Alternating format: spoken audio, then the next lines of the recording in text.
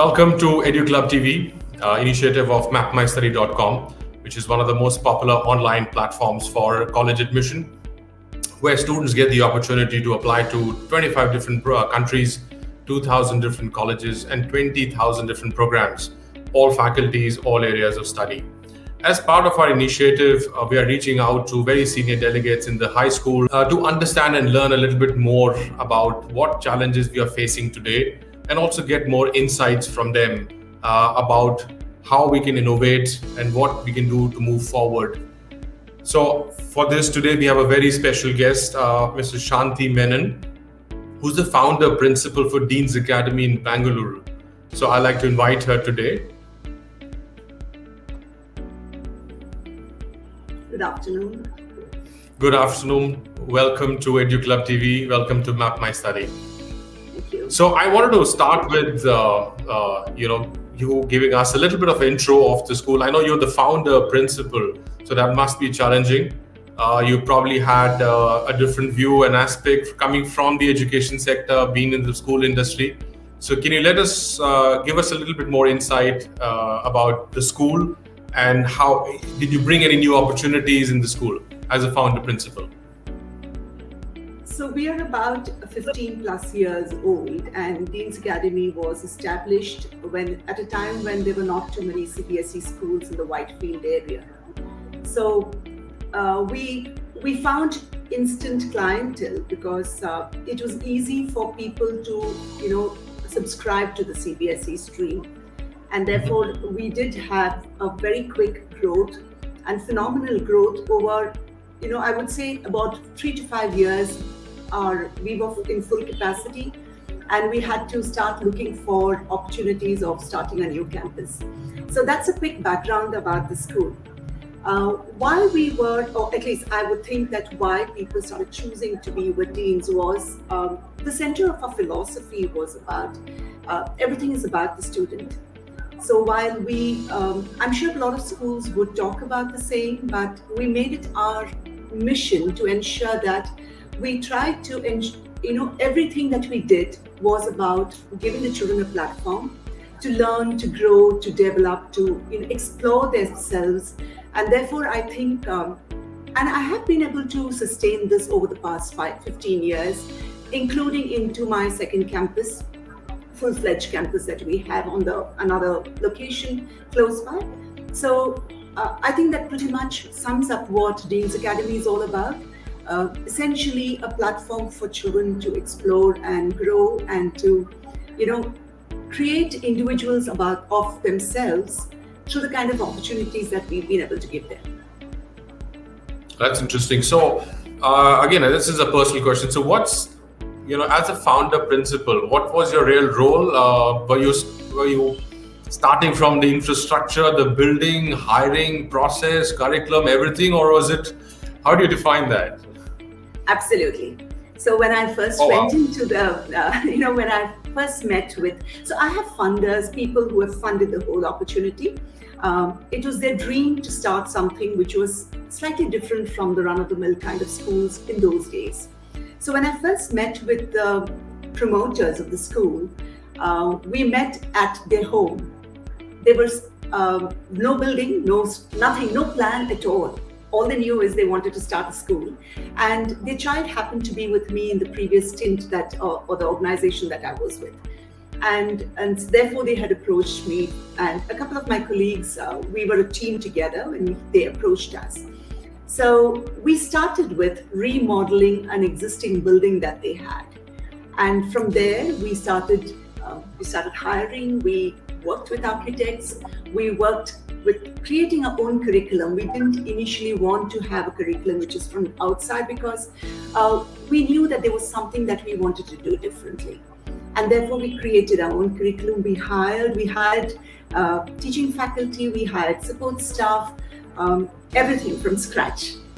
Pretty much, it has been a beautiful journey because starting with sowing the seeds, standing on site, watching construction happen, to what it is today, when I get a lot of opportunity to sit back and actually watch and see and review. I think it's been a beautiful journey, and it's been a very gratifying journey. I think we've more or less being able to get ourselves on the path of the vision that we set out for. Oh, that's very interesting, and I'm sure that was a lot challenging for you.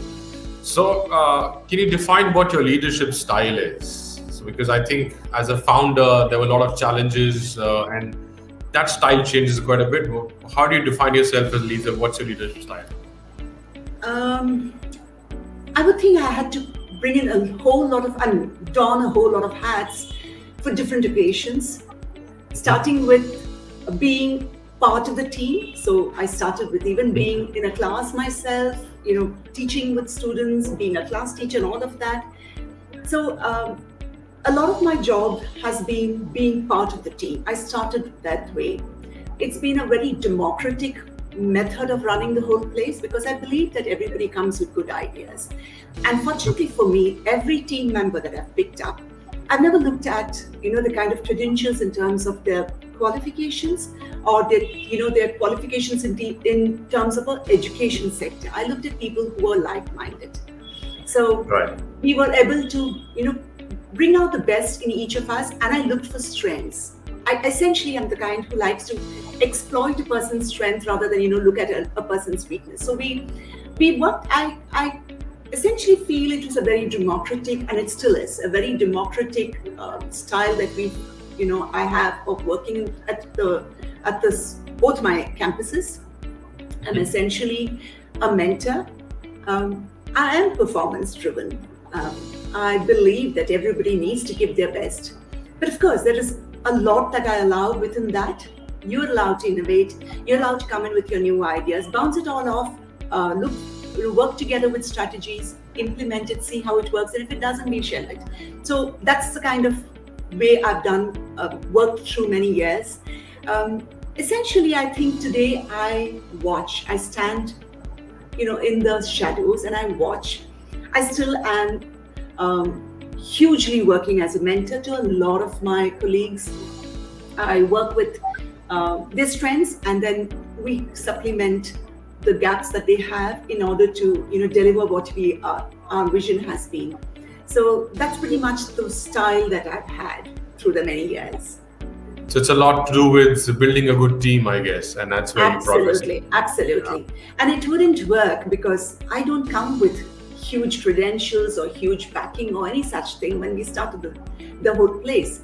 Today, I would think that, at least I would like to feel that I've created something that can stay on.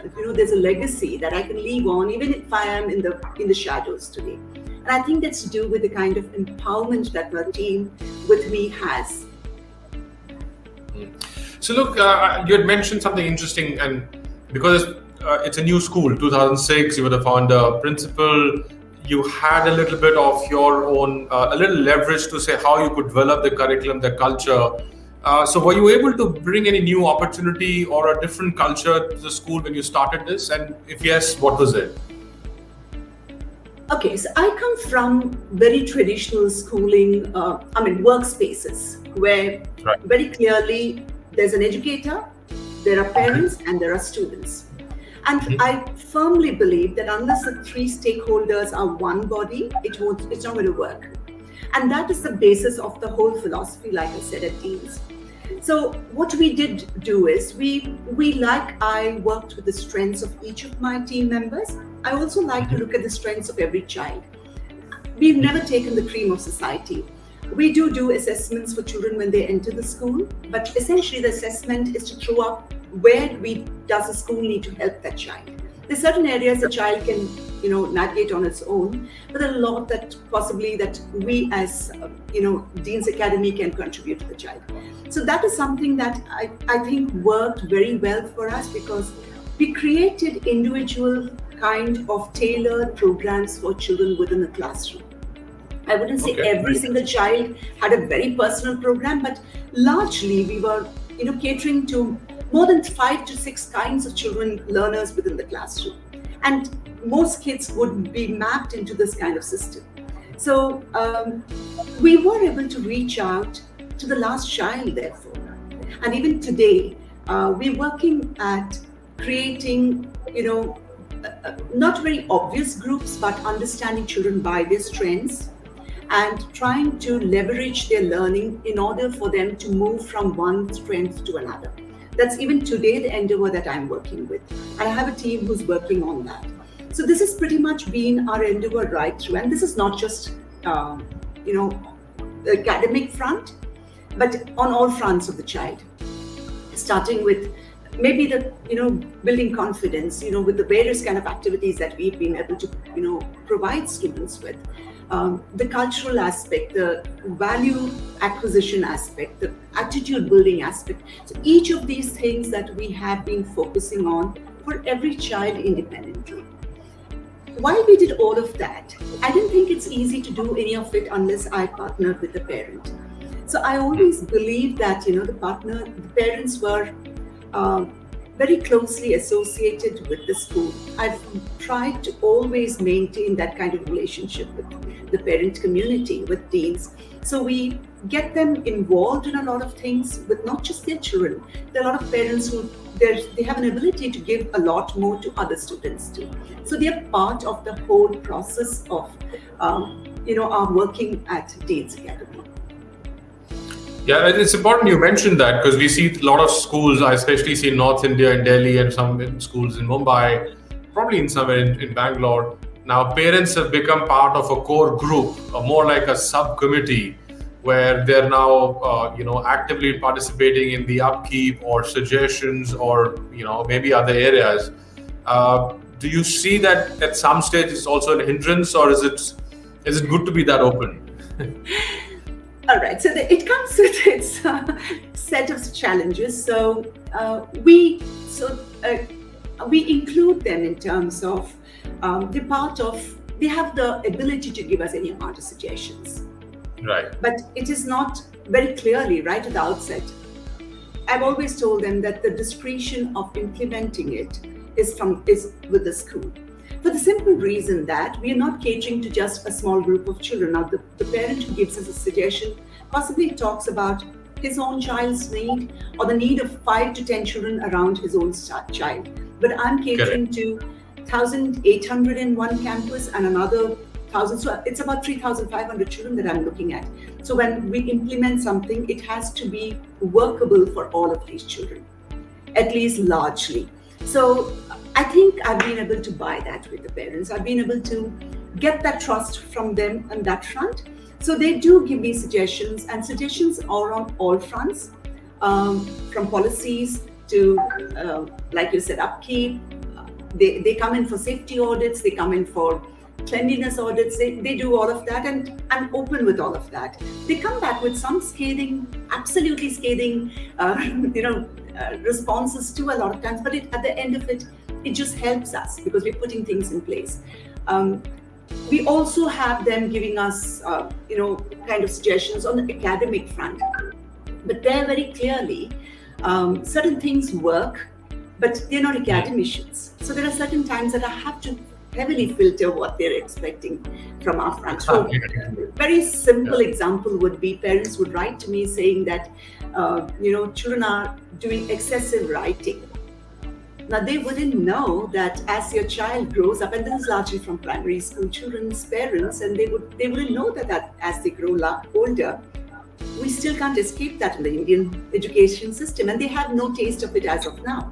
So I have to keep telling them that I will check to see, I'll moderate, I will check to see, where the excess is happening, but trust me on what we are doing with your child.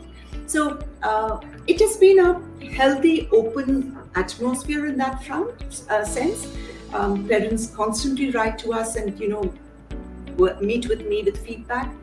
But they've also trusted us, trusted me in, executing what is possible for the larger school's benefit. So that way, the challenge has been moderated quite comfortably, I would say. I think a good balance is always good to have and look at a different perspective. Exactly. So what's the school plan now, or what's your plan for the next 10 years for the school? I can't even think of what the plan for the next 10 years is, but I can tell you what the plan for the next 2 years is, because From when we started in 2006 to what it is today, 15 years later, I see we have changed. Our basic philosophy has remained the same. It's all about children. But our whole approach to things had to change because things changed around. So I can't, like I said, tell you for the next 2 years what our plan is, but I'm certainly not comfortable committing what happens in the next 5 to 10 years. Come what may, whatever the changes in the education system is going to be.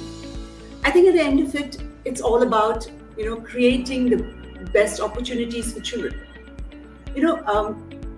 I think the foundation for children's education, apart from knowledge acquisition and whatever, technical or, the best pedagogical practices that are available, the basis of all of the education is building value systems, building attitudes, and building readiness in students to embrace change. I mean, today more than ever, we know that they have to be able to be doing that.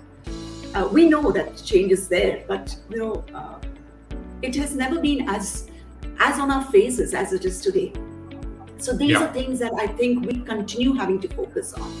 Help them how to grab opportunities, help them how to think on their feet, help them how to explore innovations, and essentially help them how to find happiness. In this system where people are running a rat race, every one of us will deny the fact that, or try to hoodwink ourselves by saying that we are not running a rat race, but we are. I would say I am. I'm constantly trying to get an edge for my schools than with the numerous schools which are sprouted around us. But if we stay true to these few things, the basis of education, building the right kind of character for a child, I'm certain we will always be ahead in the game. So I constantly tell children this, anything you want can be Googled, but these are things that you can't Google. You're not going to get it ready-made anywhere. You need to cultivate it and, trust that we are pushing certain things, because at the end of it, there is benefit for you lifelong. So I think that continues to be my game plan, at least for the next 2 to 5 years. That's wonderful. And I think you mentioned something interesting. You really can't, you can Google happiness, but I think it's going to be very different to every individual. Very interesting. So how will you build happiness? I mean, you mentioned how are you able to build that individual happiness aspect for a student where we have so many challenges? And you're right, peer pressure, parent pressure, community pressure, so many things, and it's a rat race. But I think we learn very later in life the meaning of real happiness. Absolutely. So how are you able to build that at the early stage for these? Especially when children innately are happy beings. It's we adults who kill it, I think, sustained effort that we have to kill it for them. And we do this by, a few things. By putting them into the rat race, by giving them false ambitions. If a child is confident about his own strengths, he will always remain happy. Now, the strength doesn't need to be academic marks. So a child who's possibly a very good cricketer finds his happiness in cricket. Allow him to be what he wants to be. So I always believe that, we don't know what the career opportunities are going to be, but allow the child to be confident in what he's able to do. And so that is something that we have tried to make a pattern in the school. If children are only doing a 40% academically, I do meet with parents. I do tell them that, I'm sure your child can move up to 45, but don't kill his happiness with his music or his dance or his cricket or, whatever else strength he has. So I think working on a child's strength gives him the confidence, which gives him the happiness. He knows that nobody can touch him on his strength. And that's where he starts building his innate sense of happiness. I think it has worked a lot with a lot of students. I'm not saying that it worked 100% with all my students, because it's not just one voice from the school, but there are multiple voices. Like you said, societal pressure, peer pressure, all of that is there in a child's thing. But we have to, as educational institutions, start helping a child to find his own strength. Because Yeah. the Don't minute you a child, think? sorry, Yeah, so I'm just from what you said, I think it's a lot to do with the outcome when we talk about students, parents, in the school as an ecosystem. Do you feel that if the student or the child knows at an early stage that I can be free to choose my own career path, and there's a good outcome of the career path, the pressure on the student is much lesser, and I think that's where the knowledge is very less. absolutely. Yeah. And I would think that, there is a huge cognizance on that front from all sides. If you look at what NEP is saying today, it's talking about vocational training as early as grade 9. And, Yeah. Children can start choosing subjects from then on. I think that the fact is that people have started realizing that it's better to train children for what they are ready, for what their strengths are, for what their interests are, rather than, train everybody in a kind of rollout method where everybody passes through the science stream and everybody, learns a certain kind of thing. That's not my aptitude. Why am I wasting my time there when I'd be so happy doing something else? And today there is large amount of recognition for different kinds of careers. So careers which are most unheard of, and people are recognizing it and actually giving it its due. So children have also started realizing that it's okay for me to be I might not become world-class cricketer, but if I'm playing today and being happy about it, I can do something on the sports field or sports front a few years from now. So that kind of thing has, at least in the children, that develops a kind of happiness. Now the job is to start working with parents about it. And so that is a huge challenge, but I've already started seeing a change in parents' outlook on that front. People are willing to explore. People are willing to allow children to take those gap years, decide for themselves, kind of thing. So I think we're going the right way. It will take some time. It's not going to be easy. Yeah, no, I understand that. I think, but there's a massive gap, and I think as Map My Study, we're also trying to fill in that gap and open up the parents and students, because we, in quite a few of my interviews with a lot of school principals and administrators, we realize that a lot of them are going to the science stream. And when I ask them that, why the commerce is as good as this, or even humanities, if I look at globally, humanities is never seen as a low, a low choice of subject. People are not seen as failures who choose that kind of subject. But I know 15, 20 years back, when we were in school, it's, oh, you've got humanities, you may not be smart enough. Well, I was in that boat too, because I've done humanities and I come from a family which is completely technical, Everybody's an engineer and everybody's a doctor in our family. So wow, okay. So that must have been a challenge for you. So I think we're trying to fill that gap. And I think if, as a school, you can take that responsibility to show that student and that parent a bit of a path to say, look, even if you go commerce or humanities, there's a good outcome, there's a good salary you can get, there's a good career path you can build. And that's the start point. So, Mr. Bhai, I have a point here. We don't have. So I would say that there are a large number of takers for science, but we have a very large number who have chosen design. That's a path that many of our students are trying to walk through. And this, I would think, is because we started many years back trying to look at getting them towards innovation, towards thinking, differently. Thinking, I would say, out of the box is a cliched, phrase today, but looking at innovation and looking at creative thinking has been part of our whole system. So we have a large number of children who aspire for that space. So we have good number of children who takers for humanities and commerce still today. And a huge number of our students who have gone the design way, even over the last many years. So I wouldn't really, kind of lean towards the science aspect at all from my experience in school. Oh, that's wonderful to hear. So yeah, but our experience over the last few months of talking to so many senior leaders, and I think it's not their fault. It's a lot to do with the parents trying to drive the kids to that stream a lot more, and that's where the decision happens. Look, how has technology played a role in your school? And I know in the last 18 months, almost 2 years now, we've all used technology in some way. But what is your school's role in that? How have you embraced it? Well, so like any other school, we have adapted to the whole requirement of using technology, but it's not been recent. We're possibly the first school way back in 2006 that we had smart boards installed in every classroom. And at that point, when we were buying this, we knew that the data said that we were the first school to do it. So starting from there, we realized that technology can make learning interesting. It can make a lot of things faster in a classroom, for instance, assessments and things like that. Feedback is another thing that we found technology worked a lot. We also use it a lot to build in a huge amount of life skills. So children are able to research, children are able to present, children are able to talk.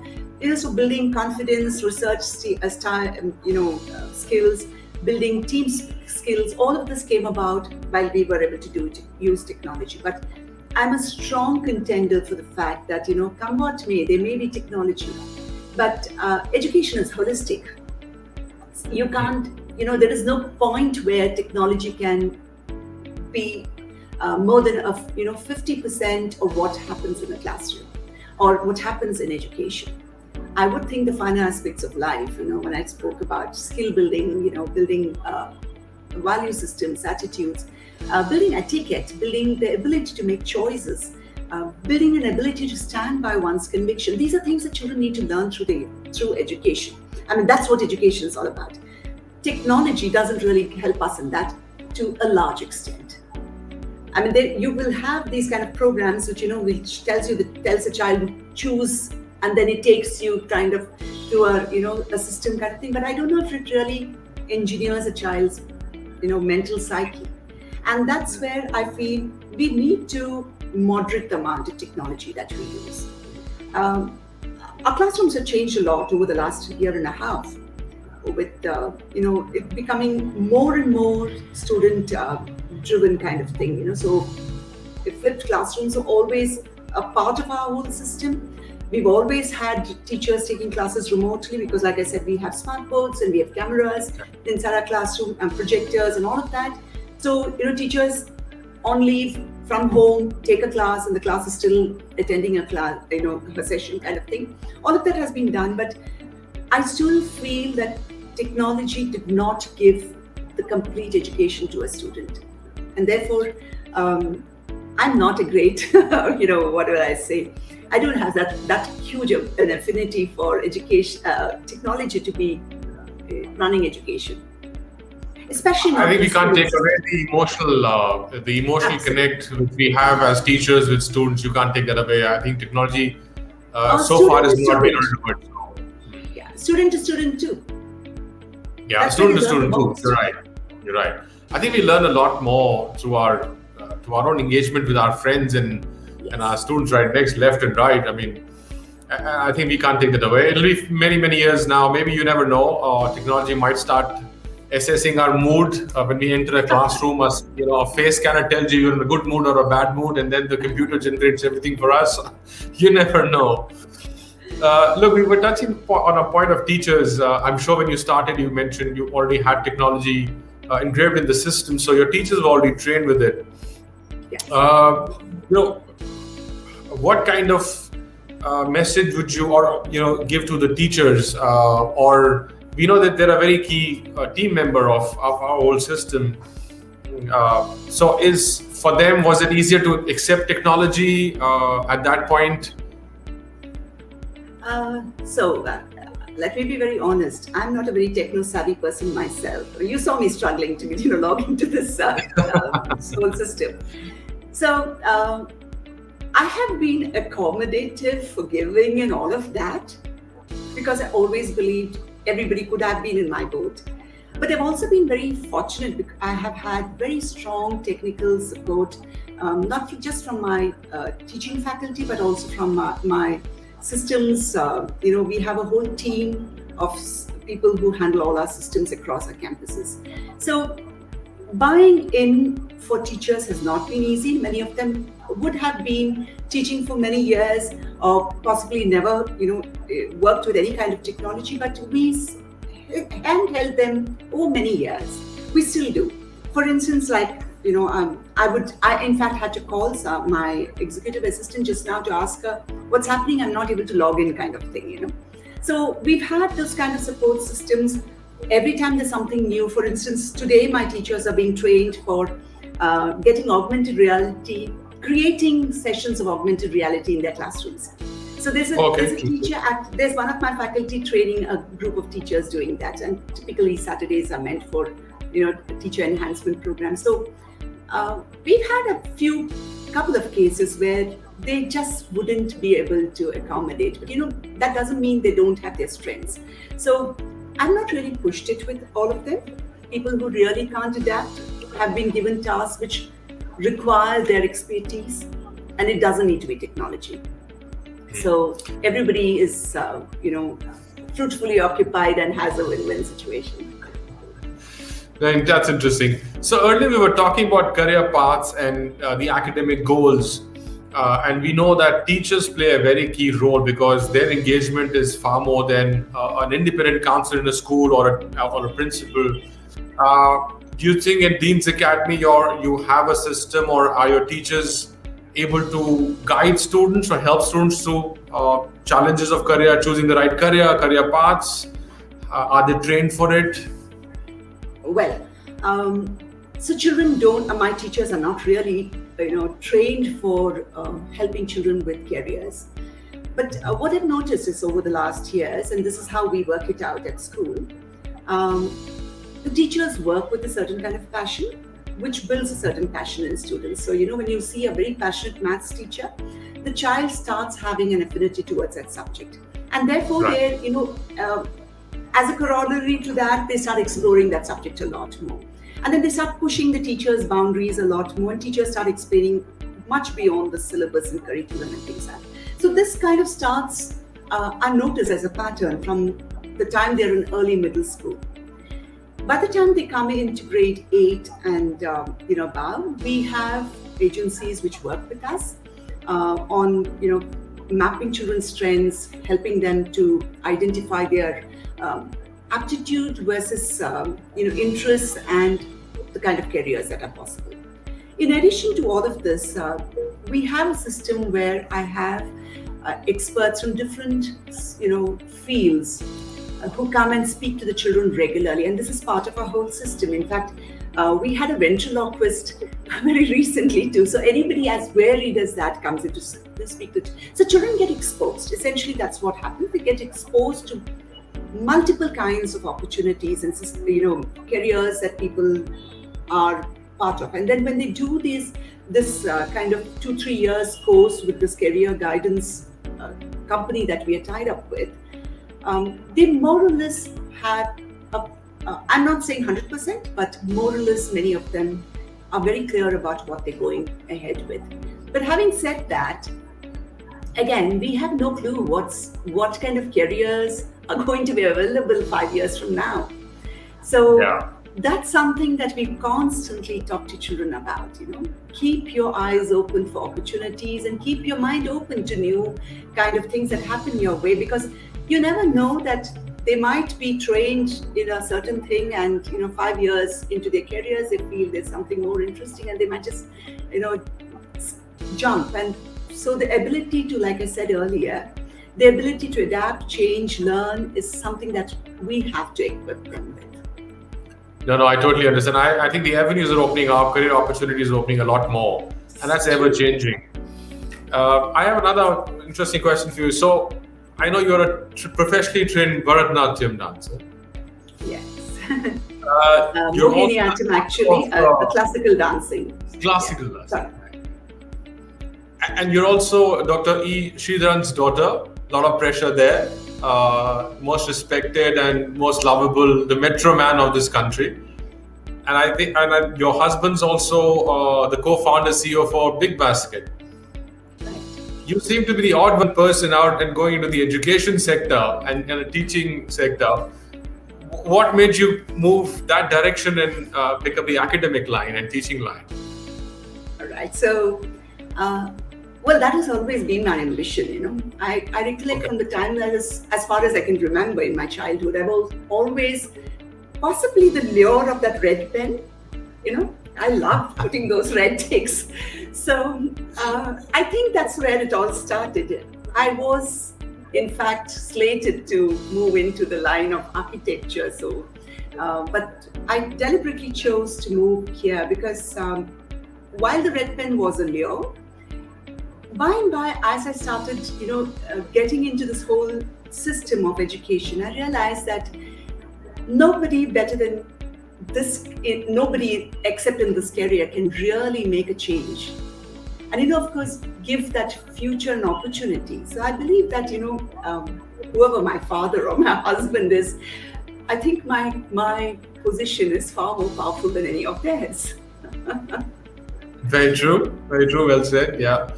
And I think you're a very good example for your own school where you say that you have different career paths and you can still be a leader in the education sector, and you just don't need to be a techie or choose that line to work with. Yeah. I think it's good. So what message would you give to the current youths? We all know there are a lot of challenges. Sitting at home, learning on a computer, not having the same emotional connect. What message would you give them to the youth and the aspiring students? Well, I would like to stick to what I have been saying so far, that, as cliched as it would sound, change is a constant. And every child should learn to hone the ability of, embracing the change, innovating, adapting to it. So even while, the pandemic has crippled a lot of children, I find some certain hugely resilient children. They're so innovative. In fact, they help the teachers in the classroom. And that's something I think children should start being aware of, because it's easier for children to adapt and change than we adults are. I would also like to leave this with children that, come what may, your attitude and values will take you far higher than any kind of, fact check paying job that will take you. So you have to cultivate the ability to be happy with what you're doing. Unless you're happy with what you're doing, you're not going to, really feel engaged or, feel that you're living life fully. So I would think largely the philosophy of the Ikigai is what I would give every student. Find your passion, and that will find you your career, and that will make you do good for the world. Interesting. Yes, indeed it will. So thank you very much for your time. Thank you very much for sharing your insights today. It was lovely to have you. And best of luck for Deens Academy. I'm sure you don't have big ambitions of opening 5-10 schools, but if you do, I think it'll do wonders for the society and for the children. Thank you very much. Thank you. My pleasure.